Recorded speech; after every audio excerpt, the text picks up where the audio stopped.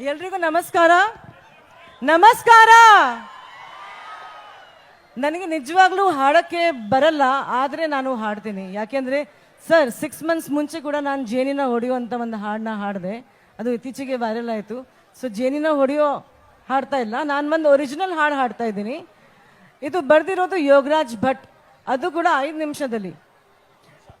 ಅವ್ರದ್ದು ಹೊಸ ಸಿನಿಮಾ ಬರ್ತಾ ಇದೆ, ಮನದ ಕಡಲು. ಯೋಗರಾಜ್ ಭಟ್ ಮುಂಗಾರು ಮಡೆ ನಿರ್ದೇಶಕರು. ಸೊ ಅವ್ರು ನನಗೆ ಒಂದು ಪ್ರಶ್ನೆ ಕೇಳಿದ್ರು, ಪೂಜಾ ನಿನ್ನ ಪ್ರಕಾರ ಪ್ರೀತಿ ಬಗ್ಗೆ ಏನಾದರೂ ಹೇಳಿ ಅಂತ.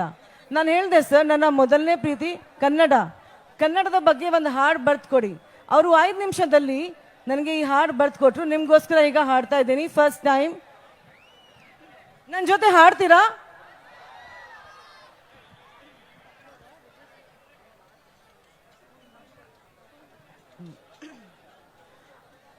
ಓಯ್ ಮೂದೇವಿ ಕಲಿಯೋ ಕನ್ನಡ, ಓಯ್ ಮೂದೇವಿ ಕಲಿಯೋ ಕನ್ನಡ.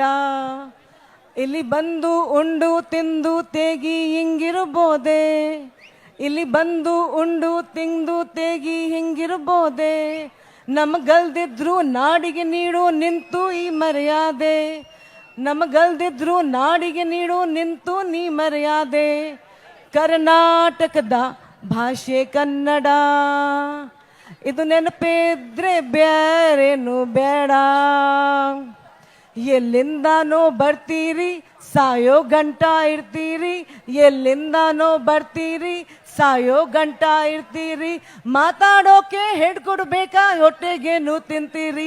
ಓ ಮೂದೇವಿ ಕಲಿಯೋ ಕನ್ನಡ, ಓ ಮೂದೇವಿ ಮಾತಾಡೋ ಕನ್ನಡ.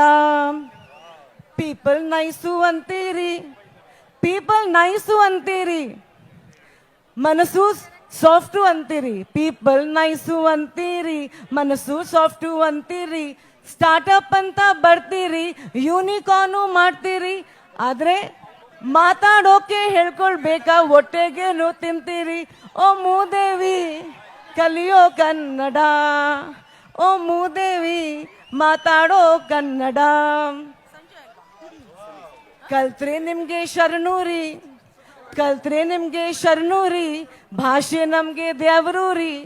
ಕಲ್ತ್ರೆ ನಿಮ್ಗೆ ಶರಣೂರಿ, ಭಾಷೆ ನಮ್ಗೆ ದೇವರೂರಿ. ಮಾತಾಡೋಕು ಹೇಳ್ಕೊಡ್ಬೇಕಾ ಹೊಟ್ಟೆಗೇನು ತಿಂತೀರಿ.